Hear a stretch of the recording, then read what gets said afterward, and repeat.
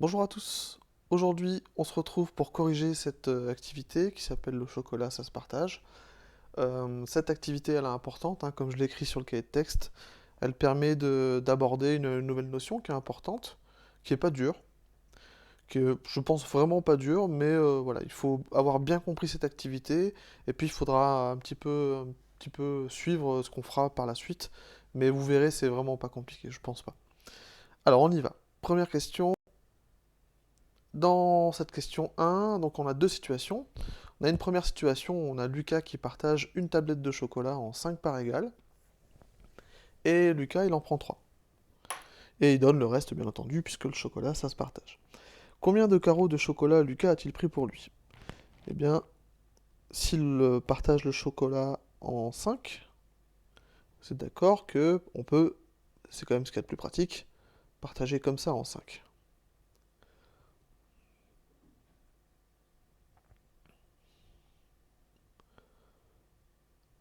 Et on a dit que dans ces 5 parts, lui, il en prend 3. Donc il va prendre par exemple cette part-là, ça nous fait 2 parts, et puis cette part-là, ça nous fait 3 parts.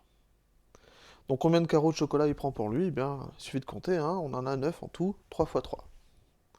Donc 9 carreaux de chocolat. Timéo, lui, il n'a pas une tablette à partager, mais il en a 3 fois plus, il a 3 tablettes. Il partage tout ce chocolat, donc le chocolat, les 3 tablettes, en 5 parts égales, et il garde une de ses parts et donne le reste. Alors allons-y, on va partager ces 3 tablettes, pardon, tout ce chocolat en 5 parts. En voici une. Encore une fois, c'est plus pratique de partager comme ça, hein. On voit bien, il y a 5 colonnes de chocolat. Donc là, on a 3 parts, 4 parts. Et puis ici, une cinquième part. Donc Timéo, il va garder une seule part et il va donner tout le reste. Donc par exemple, il va garder cette part-là. Vous voyez que dans la part que conserve Timéo, on retrouve le même résultat que dans la situation 1, c'est-à-dire le fait que on a 9 carreaux de chocolat pour Timéo, comme Lucas tout à l'heure. Donc si on fait un petit bilan, pour Lucas on avait 9 carreaux de chocolat,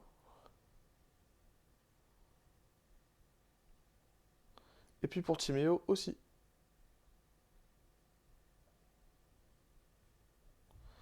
Donc, euh, si on prend 3 cinquièmes d'une tablette,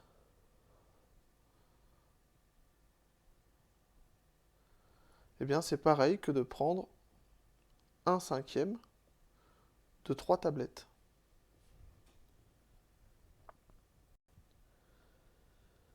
Alors ici, vous aviez ces petites phrases à compléter, on va le faire ensemble.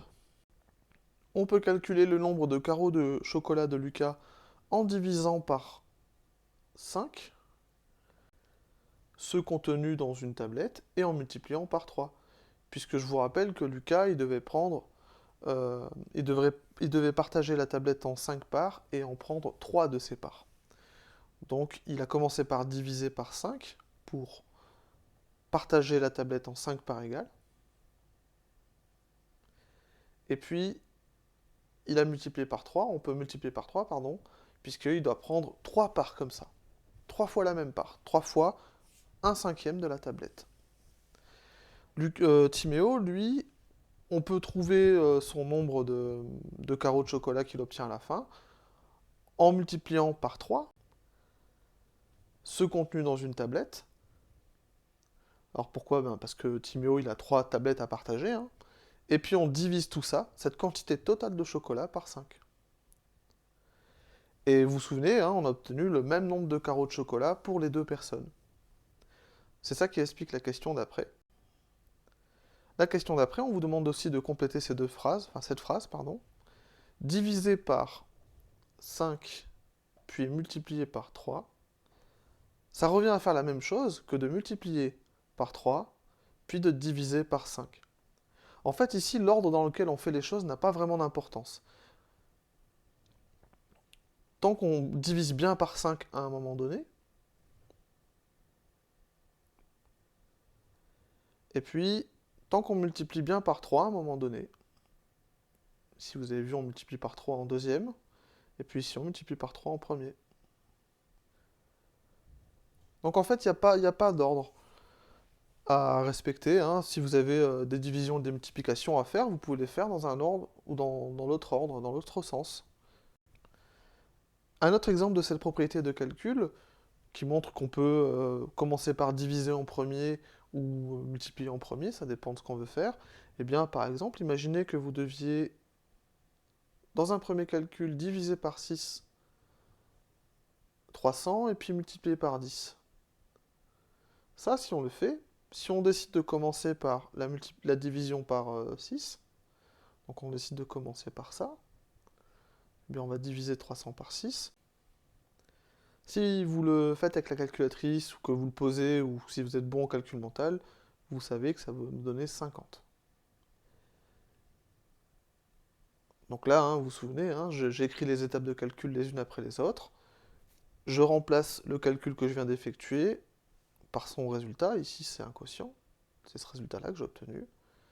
Et puis, j'écris le reste des calculs que j'ai pas fait, hein, c'est-à-dire cette multiplication par 10 en l'occurrence. Donc, je continue la présentation de mon calcul. Et puis, 50 fois 10, vous savez que ça donne 500. Eh bien, si on utilise la propriété de calcul qu'on a vue tout à l'heure, 300 divisé par 6 et puis après multiplié par 10, c'est pareil que 300 multiplié par 10 et puis après divisé par 6. Donc ici, on ferait la division en deuxième et la multiplication en premier. Donc on va la faire, cette multiplication. Hop.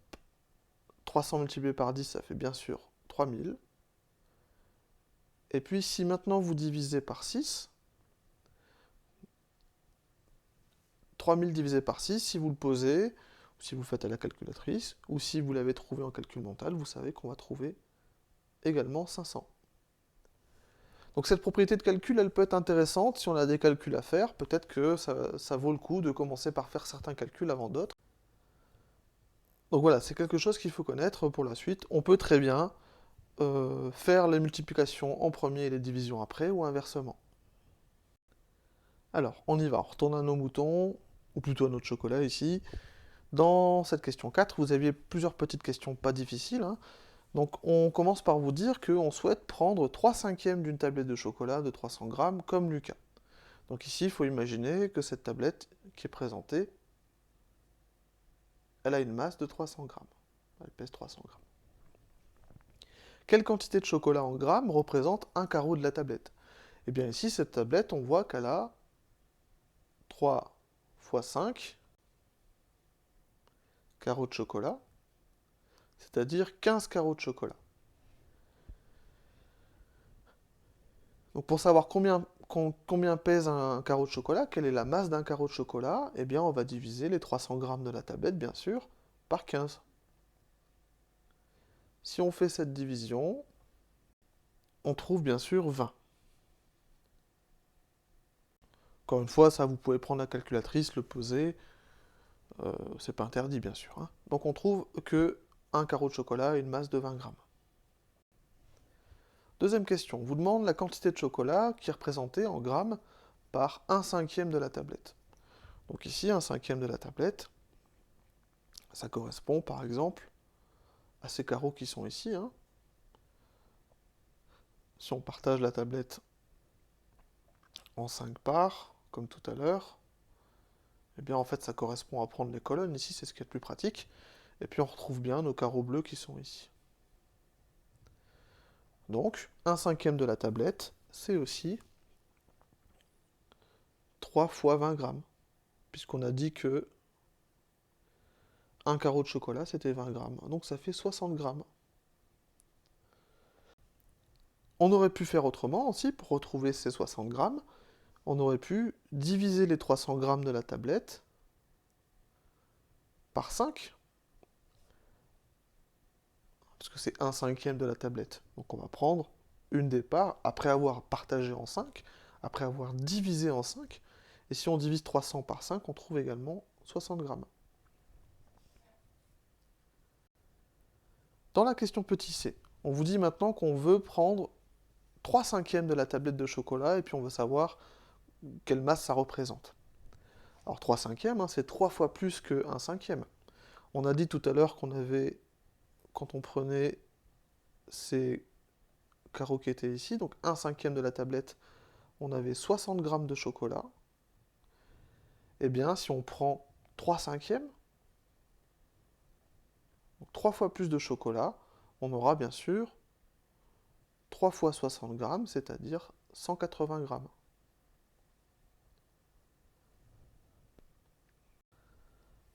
Alors, quels sont les deux calculs que l'on peut faire pour calculer la masse de chocolat qui correspond à 3/5 d'une tablette de chocolat de 300 grammes? Eh bien, vous l'avez vu, ce qu'on peut faire, c'est déjà partager les 300 grammes en 5. Pour partager cette quantité en 5, on va diviser par 5, bien sûr.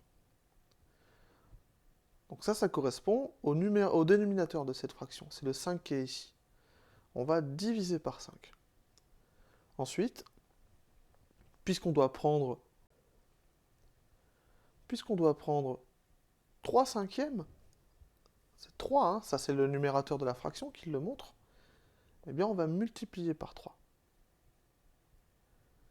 Alors je vous rappelle que quand on faisait 300 divisé par 5 tout à l'heure, on avait trouvé 60 grammes, puis il restera à multiplier par 3, ça on ne l'a pas encore fait, et puis on trouve 180 grammes en multipliant 60 grammes par 3. Donc ça c'est un premier calcul. On peut diviser par 5 et puis multiplier par 3 après. L'autre calcul qu'on peut faire pour prendre 3/5 de 300 grammes, c'est multiplier les 300 grammes par 3 et diviser par 5. Alors ça, c'était peut-être pas forcément évident à deviner pour vous, mais c'est la propriété qu'on a vue au tout début, qui dit qu'en fait, quand on a des multiplications et des divisions à faire, on peut les faire dans l'ordre qu'on veut. Tant qu'on divise bien par les nombres par lesquels il fallait diviser, et tant qu'on multiplie bien par les nombres par lesquels il fallait multiplier. Donc ici, on peut très bien commencer par multiplier par 3, chose qu'on faisait tout à l'heure en deuxième, et puis diviser par 5, chose que tout à l'heure on faisait en premier. Donc 300 fois 3 divisé par 5, eh bien on peut commencer donc par multiplier par 3. 300 fois 3, ça fait 900 grammes. Et puis il va falloir diviser ces 900 grammes en 5. Et puis 900 divisé par 5, ça fait aussi 180 grammes. Donc c'est les deux calculs qu'on peut faire. Donc pour le bilan, là c'est le moment important, il faut vraiment comprendre ça. Imaginez par exemple qu'on veuille prendre 7 dixièmes de 150, par exemple. Ça peut être un partage qui est fait, on prend une certaine quantité, par exemple de 150 euros. Alors on va dire que c'est des euros, ça pourrait être des litres, des mètres, ça peut être à peu près ce qu'on veut. On veut prendre 7 dixièmes de 150 euros. Et bien ce qu'on va commencer par faire, c'est diviser les 150 euros par 10. Donc on va écrire 150 euros divisé par 10, ce qui donne 15 euros. Et puis après, ce qu'on va faire, c'est multiplier par 7, puisqu'on a un numérateur de 7.